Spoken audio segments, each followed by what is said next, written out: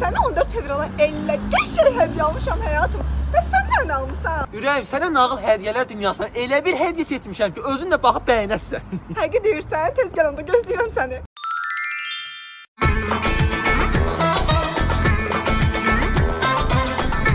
Buyurun müəllim, xoş gəlmisiniz. Qardaş, mən 14 fevral üçün sevgilimə qəşəng hədiyyə almalıyam. Düz Bakıdan durmuşam, Sumqayıta gəlmişəm, nağıl hədiyyələr dünyasının səhifəsini görmüşəm ki, qəşəng hədiyyələr var burada. Nə ala bilərəm sevgilimə? Gəl dalımıza.